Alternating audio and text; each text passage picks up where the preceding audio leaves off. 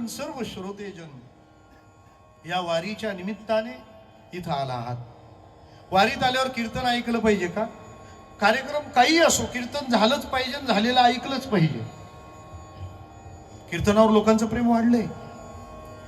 जे कीर्तन ऐकत नाही ते पण कीर्तन ठेवतात, ते ठेवलेलं पण ऐकत नाही पण ते ठेवतात. विठ्ठल हे काय ऐकायचं असतं? कीर्तनाचे दोन परिणाम सांगितले श्रीमद भागवतात. भक्त्योगवर्धनम यच्च कृष्ण संतोष हेतुकम. आपल्या उपास्याचं प्रेम आपल्या अंतःकरणातलं वाढू लागतं, त्याच्याबद्दल ऐकले अनेक. आणि कृष्णाला बरं वाटतं की हे कीर्तनात आहेत. म्हणजे आमचं निवृत्तीनाथ महाराजांच्या वारीतलं कीर्तन ऐकल्यानंतर निवृत्तीनाथ महाराजांवरचं आमचं प्रेम आधी 1 किलो असेल तर कीर्तन झाल्यावर 2 किलो झालं पाहिजे. कारण त्यांच्याविषयीचं श्रवण त्यांच्याविषयीचं प्रेम वाढवणार आहे. किंबहुना त्यांच्याविषयीचं प्रेम वाढावं म्हणूनच हे श्रवण आहे, नाही तर बाकी दुसरा उद्देश नाहीये. प्रेम वाढवण्याच्या अनेक उपायातला सगळ्यात उत्तम उपाय श्रवण आहे. रुक्मिणी मातेनं जे प्रेमपत्र लिहिलं त्या प्रेमपत्रातली पहिली ओळ आहे, श्रुत्वा गुणान भुवन सुंदर शृण्वतान्ते. हे श्रीकृष्णा, तुझ्या गुणांचं श्रवण करून करून तुझ्याबद्दल माझ्या मनात प्रेम निर्माण झालं आणि त्या प्रेम निर्मितीने मी माझं हृदय तुला समर्पित केले. आता शरीराने जरी नसली झाली तरी मनाने हृदयाने मी आता तुझीच आहे. त्यामुळं आता माझं लग्न जर शिशुपालाशी लागलं तर सिंहाचं खाद्य कोल्ह्याने पळवलं तर अपमान सिंहाचा असतो. विठ्ठला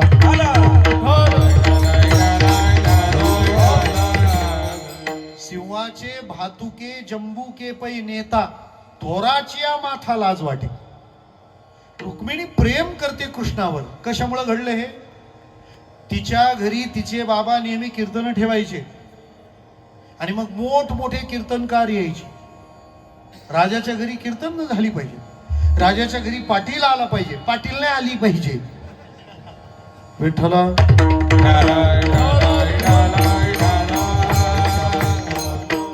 जाऊ दे, तुम्ही 5G नसेल तर राहू द्या, ते मफलर मधून फिल्टर होऊन जातं त्यामुळे लेट पोचतो. विठ्ठला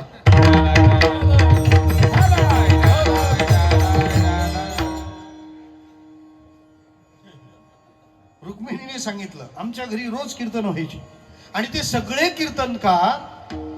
कीर्तनकार ज्यांनी तारीख दिली त्याचे गुणगान नाही, कृष्णाचे गुणगान गायचे. त्याच्यामुळे पूर्वी तारखा देवाचं गुणगान करून मिळवल्या जायच्या किंवा मिळायच्या. विठ्ठला आता जो देणार असेल त्याला पकडतात लोक, कुठं चाललो आपण. मग ते गुणगान करायचे देवाचे आणि कृष्णाचे ते गुण ऐकून ऐकून ऐकून मी कृष्णा तुझ्या प्रेमात पडली. रुक्मिणी खूप प्रामाणिक आहे, रुक्मिणी खूप कृतज्ञ आहे, रुक्मिणी साक्षात लक्ष्मी आहे. त्याच्यामुळं तिची कीर्तनकारांवर फार नजर आहे. तिला माहितीये आपला नवरा आपल्याला यांच्यामुळे भेटलं, यांच्याकडे काही कमी पडू द्यायचं नाही. विठ्ठला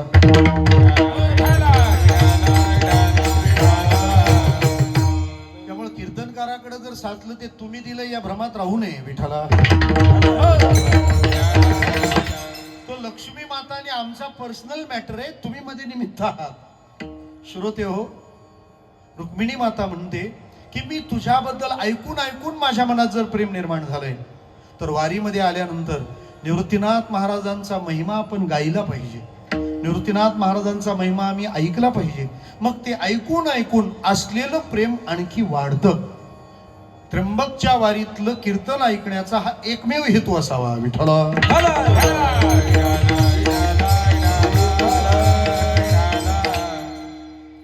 मुळात त्र्यंबक या भूमीत आपण आलोय. त्र्यंबकेश्वर म्हणजे वारकरी संप्रदायाचंच नाही, भारतीय अध्यात्माचं हे गुरुघर आहे. गुरुघर का? जगाला दिलेल्या सगळ्या अध्यात्म परंपरा, त्या परंपरेची गंगोत्री म्हणजे त्र्यंबकेश्वर. भारतीय अध्यात्माला संपन्न करणाऱ्या या परंपरेच्या प्रत्येक सभासदाचा, प्रत्येक पिढीच्या प्रतिनिधीचा या भूमीशी संबंध आहे. मी गुरुघर म्हणण्याचं कारण, या सगळ्या साधन मार्गाचे, सिद्ध मार्गाचे गुरु इथं त्र्यंबकराज रूपाने वसलेत. आदिनाथ गुरु सकळ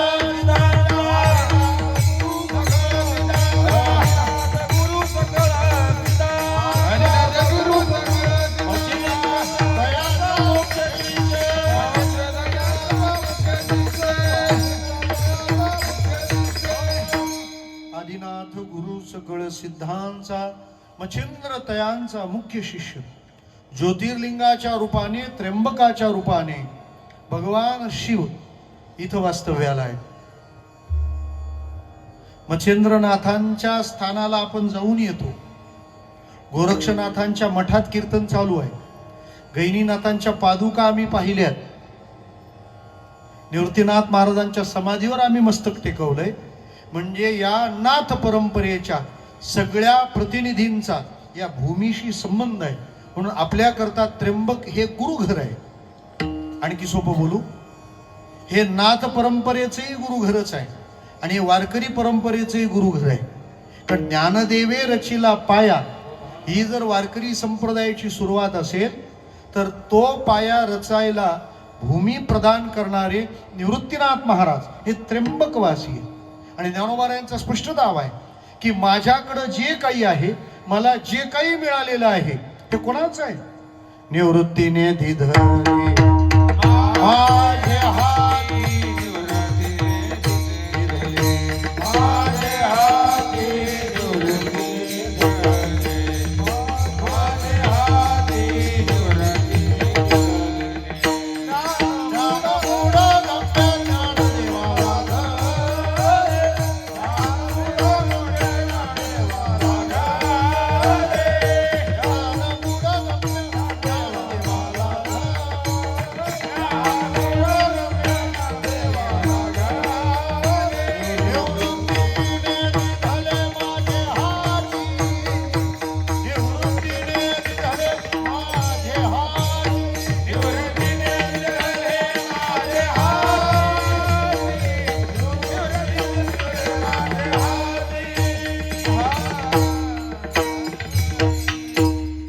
ज्ञान बुडा गप्प्या ज्ञान देवाला लाधली.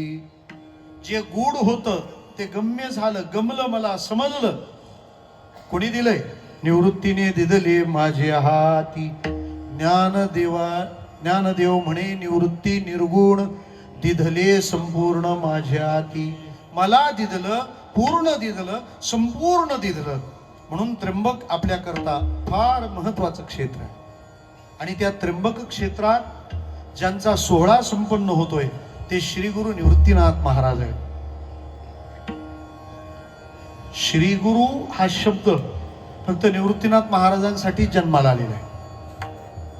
आता ते लोक आम्हाला प्रवृत्तीनाथांना पण लावतात, पण तो निवृत्तीनाथांचा आहे. विठ्ठल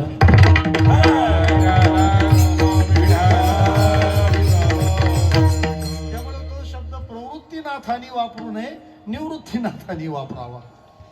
त्या निवृत्तीनाथ महाराजांचा हा सोहळा आपण संपन्न करतो आहोत.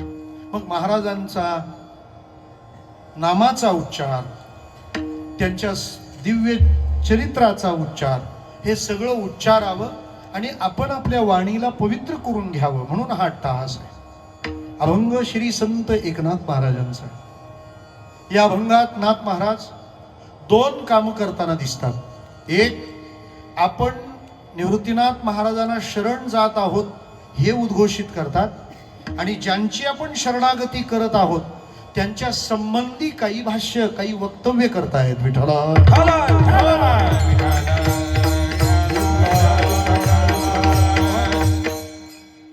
शरण एका जनार्दनी. कोणाला? निवृत्तीनाथाचे चरणी. निवृत्तीनाथाचे चरणी एका जनार्दनी शरण. मी त्यांना शरण आलो. मग मी त्यांना शरण आलो म्हणजे कुणाला शरण आलो? जे धन्य धन्य आहेत, ज्यांचा महिमा काय बरं वर्णन करावा.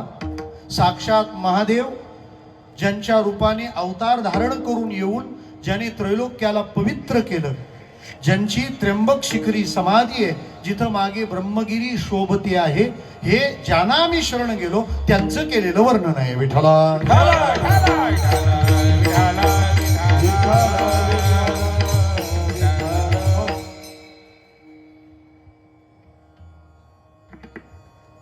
एकनाथ महाराज निवृत्तीनाथ महाराजांना शरण जात आहे.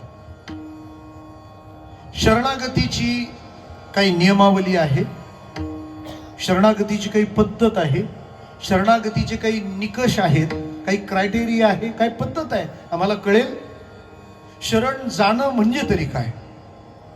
एखादी गोष्ट, एखादं आपलं सात्विक ध्येय आपल्याला प्राप्त व्हावं यासाठी आपण अगदी सर्वंकष प्रयत्न करून, त्यासाठी खूप मेहनत घेऊन जेव्हा ते आपल्याला आपल्या जोरावर हस्तगत करता येत नाही, तेव्हा एखाद्या दिव्य शक्तीचा आश्रय करणं म्हणजे शरणागती करणं आहे. विठ्ठला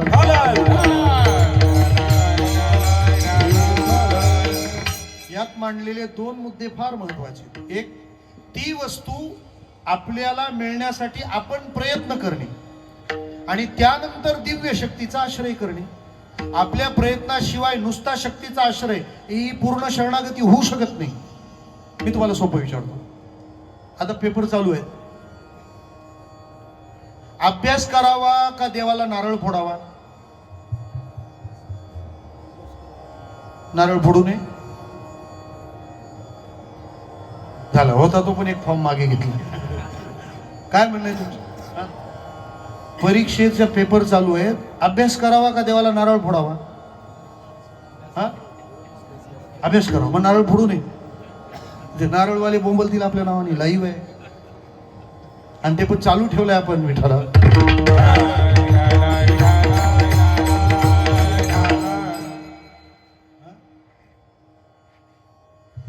नारळ फोडावा, अभ्यास करू नये.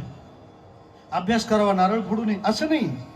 अभ्यास सगळा करावा आणि त्यानंतर नारळ फोडावा, हे बरोबर आहे. नारळ फोडू नये असं नाही. सगळा अभ्यास आपण केलाच पाहिजे, सगळे धडे वाचलेच पाहिजेत आणि मग नारळ फोडावा. म्हणजे देवा, माझ्या परीने मी सगळं केलंय, आता तू पहा. कारण त्या वेळेला तुम्हाला काय आठवलं पाहिजे, हे बटन त्याच्या हातात असते, पक्क ध्यानात घ्या. ददामी बुद्धी योगंतम येन मामुपयांती ते, तव साह्य झाला हृदय निवासी. बुद्धी दिली ऐसी नाश नाही. देव बुद्धी देतो, देव बुद्धी देतो साधकाला, बुद्धीने पार पाडितो. मला काय म्हणायचं आहे, शरणागती करता आपण आपल्या पायरीने आपल्या परीने प्रयत्न करावेत आणि मग देवावर नंतर सोपवावं. एकाला म्हटलं येतो का पंढरपूरला, बघू आता विठोबा कधी नेतो, हे याला काय अर्थ आहे का? हा, तू बॅग भरावी, तयारी करावी, बस स्टँड पर्यंत जावं आणि मग म्हणावं मी फार प्रयत्न केले हो, पण पांडुरंगाची इच्छा दिसत नाही. विठ्ठला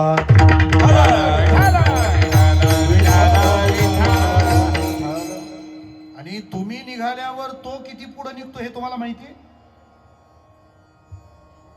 ध्रुव वनात गेल्यावर नारद वैकुंठात गेले होते. ते म्हणाले काय इथं झोपा काढतो, तो तुझा भक्त 5 वर्षाचं पोरग, सगळे खेळ टाकले त्याने, पबजी खेळत नाही, ब्ल्यूवेल खेळत नाही, डायरेक्ट भजनाला गेलाय आणि तू झोपा काढतो, त्याचा विचार करतो की नाही? भगवान म्हणाले नारदा, ध्रुवाच विचारतोस ना? ते म्हणलं हो. तो ज्या दिवशी घरातून निघाला ना, त्याचं पहिलं पाऊल पडलं, त्याच दिवशी आपली सिस्टम कामाला लागलंय. ती एक वटुनी जी एक क्षणी, अनुसरले का माझी वाणी, तेव्हाची तयाची चिंतवणी मजची पडली योगक्षेमम. हे देवाचं म्हणणं आहे, LICचं नाही. विठ्ठला